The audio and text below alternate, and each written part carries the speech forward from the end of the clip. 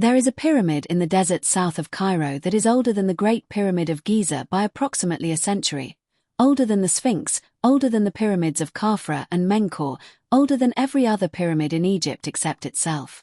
It rises 62 meters above the desert plateau of Saqqara in 6 great stepped tiers of limestone, not the smooth-sided triangular form that the word pyramid immediately conjures in every mind on earth, but a staircase rising from the desert in a series of receding platforms, each one smaller than the one below, creating the specific profile of a giant staircase ascending toward the Egyptian sky. It was built approximately 4,700 years ago, in the reign of the pharaoh Dosa of the 3rd dynasty, in approximately 2667 BCE, and it was not merely the first pyramid. It was the first large stone building in the history of the world. Before the step pyramid of Dosa, the human race had never built anything in stone at this scale.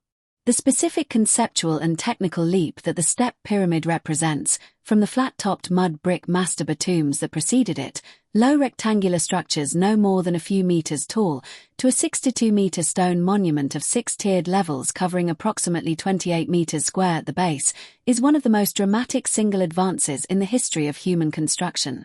And it was the achievement not of a civilization but of a single individual. His name was Imhotep. And Imhotep is, in the specific record of human history, one of the most extraordinary individuals who has ever lived.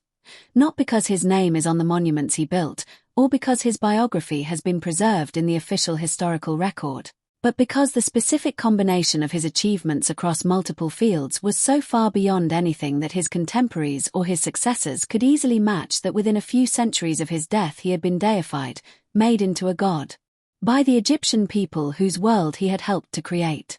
But before Imhotep and before the step pyramid and before the specific architectural revolution that both represent, there was the desert plateau of Saqqara and the long history of Egyptian burial practice that the pyramid tradition grew from. The ancient Egyptians' relationship with death was the most elaborate and the most architecturally productive relationship with mortality in the history of human civilization. The specific theology that drove the construction of the great monuments, the belief that the physical body needed to be preserved, that the tomb needed to be equipped with everything the deceased would need in the afterlife, that the monument marking the burial needed to be permanent and visible and powerful enough to serve its divine purpose across eternity, produced, over the 3,000 years of pharaonic Egypt, more stone monuments per unit of population than any other civilization, before or since. The earliest royal burials of the pharaonic period, the 1st and 2nd dynasty tombs at Abydos in Upper Egypt and at Saqqara near Memphis, were marked by mastabas. The word mastaba comes from the Arabic for bench, the specific low, flat-roofed rectangular mud brick structures that covered the burial shaft and the burial chamber below, their shape resembling the mud brick benches outside Egyptian houses. The mastabas grew progressively larger and more elaborate across the 1st and 2nd dynasties. Taller, more complex, their mud brick construction reaching the limits of what the material and the building techniques of the period could achieve. The specific problem with mud brick at scale is the same problem that limits all mud brick construction. Its compressive strength is limited, its durability in the face of the specific Egyptian combination of intense sun and occasional heavy rain is limited, and its ability to project the specific quality of permanence and divine power that the pharaonic burial tradition required is limited. Stone was the answer. Stone was always the answer in ancient Egypt. The specific geological gift of Egypt, the limestone and the granite and the sandstone that the Nile Valley and its surrounding deserts provided in abundance, combined with the specific practical genius for extracting and working stone that the Egyptians developed, made a stone building tradition possible. But stone at scale required a different kind of builder. Not the craftsman who had been shaping small stone objects and stone-lined burial chambers for centuries, but someone who could think architecturally at the scale of a mountain, who could understand the structural logic of cutting and placing hundreds of thousands of stone blocks in a configuration that would stand for eternity, who could manage the logistics of quarrying and transporting and placing enough stone to build a monument visible from 50 kilometers, and who could solve, in real time, the specific engineering problems that had never been encountered before because nothing like this had ever been built before. Imhotep was that person. The specific historical record of Imhotep is fragmentary, as the records of almost everyone in the ancient world are fragmentary, but the fragments that survive paint a consistent picture of someone of extraordinary range. His titles, recorded on a statue base found at Saqqara, include Chancellor of the King of Lower Egypt, first after the King of Upper Egypt, Administrator of the Great Palace, Hereditary Lord, High Priest of Heliopolis, Imhotep the Builder, the Sculptor, the Maker of Stone Vases. High Priest of Heliopolis, the supreme religious position in the Egyptian theological establishment, responsible for the maintenance of the solar religion that was the ideological foundation of the pharaonic state. Builder and Sculptor, the specific technical arts that the step pyramid required.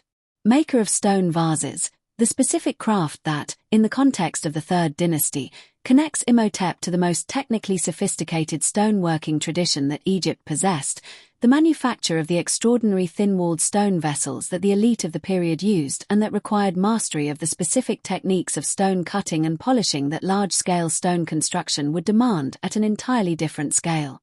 He was, in the specific language of the modern world, a polymath, a person whose intellectual range extended across domains that most people specialize in at the expense of the others. In the ancient world, this was less unusual than it sounds. The division of knowledge into separate disciplines is a relatively modern development, and in the specifically integrated world of ancient Egyptian court culture, where religion and politics and architecture and medicine and astronomy were aspects of a single royal project rather than separate professional fields, someone of Imhotep's intelligence and position would naturally engage with all of them. The medical tradition associated with Imhotep is the most significant aspect of his legacy beyond the architecture. The Edwin Smith Papyrus, the oldest known surgical text in the world, describing 48 clinical cases with a rational, observation-based approach to diagnosis and treatment that is strikingly modern in its empirical character, has been attributed to a tradition whose origins some scholars trace to Imhotep, though the specific evidence for direct attribution is debated. What is not debated is that Imhotep was associated with medicine within centuries of his death. The Greek god of medicine Asclepius was explicitly identified with Imhotep by the Greeks who encountered his cult, and the temples dedicated to Imhotep in the later periods of Egyptian history functioned as healing sanctuaries where the sick came seeking cures. The step pyramid complex at Saqqara is not merely a pyramid. It is a complete royal city for the afterlife, a walled enclosure of approximately 15 hectares containing not just the pyramid itself but a complete ceremonial complex of courts and temples and dummy buildings, their facades carved in limestone with the specific decorative vocabulary of the reed mat and bundled papyrus construction that had characterized the mud-brick royal buildings of earlier periods, translated into stone with the specific archaeological fidelity of someone who was making stone copies of things that had previously been made of organic materials. The dummy buildings are one of the most fascinating elements of the Saqqara complex.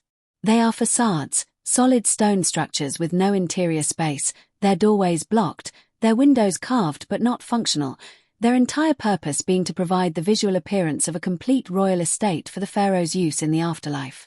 The theology that required a real pyramid also required real buildings for the pharaoh to inhabit in his eternal existence, and the specific solutions that Imhotep found to the problem of building permanent stone versions of structures that had previously been made of wood and mud brick and plant materials produced some of the most architecturally innovative surfaces in the ancient world. The engaged columns of the entrance corridor, half columns projecting from the walls rather than standing free, their surfaces carved in the bundled reed pattern that translates the organic architecture of Egyptian plant-based construction into the permanent medium of limestone, are the earliest known architectural columns in the history of stone construction. They predate the Greek column tradition by more than 2,000 years. They are the beginning of a line of architectural development that runs from the Saqqara entrance corridor through the Egyptian temple tradition to the Greek orders to the Roman temples to the Renaissance and the Baroque and the neoclassical tradition that shaped the public buildings of the modern Western world. The construction of the step pyramid itself was a process that archaeological investigation has reconstructed in remarkable detail, revealing that the monument was not built in a single planned construction campaign but evolved through a series of enlargements and modifications that reflect the specific real-time problem-solving of a builder working out the possibilities of stone construction as he went. The original structure was a mastaba, a large flat-topped limestone mastaba approximately 63 meters square and 8 meters tall, covering the burial shaft that descended 28 meters below the desert surface to the burial chamber itself.